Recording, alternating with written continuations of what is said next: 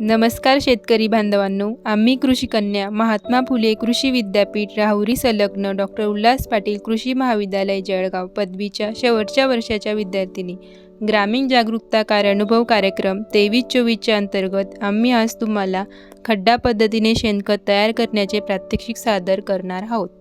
खड्डा पद्धतीने शेणखत तयार करण्यासाठी शेणखत, टिक्कम, पावडी, काडी कचरा, कुटार, वाळलेले गवत, चुना, मीटर टेप, पाणी, भुसभुशीत माती या साहित्यांची आवश्यकता आहे। सर्वप्रथम खड्डा तयार करण्यासाठी मीटर टेपच्या साहाय्याने मोजमाप करून घ्यावे।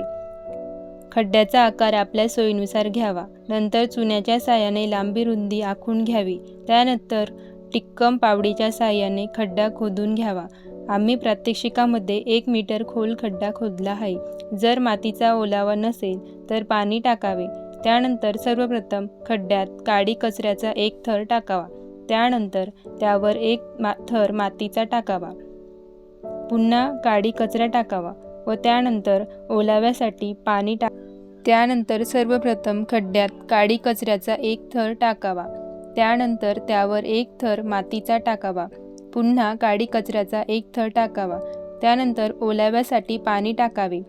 काडी कचरा टाकल्यामुळे चांगले कुजते व चांगले खत तयार होते। पाणी टाकल्यानंतर एक थर शेणखताचा टाकावा व पुन्हा पाणी टाकावे। अशा प्रकारे काडी कचरा, माती, शेणखताचे थरावर थर टाकावे। शेणा मातीच्या थरामुळे जीवाणूंची वाढ होते व खत लवकर तयार होते। फार्म यार्ड मॅन्युअरमध्ये 0.5% नायट्रोजन, 0.2% फॉस्फेट, 0.5% पोटॅशियमचे प्रमाण असते। Potato, tomato, sweet potato, carrot, radish तसेच शुगरकेन, कोकोनट इत्यादी पिकांवर FIMचा चांगला प्रतिसाद मिळतो। धन्यवाद।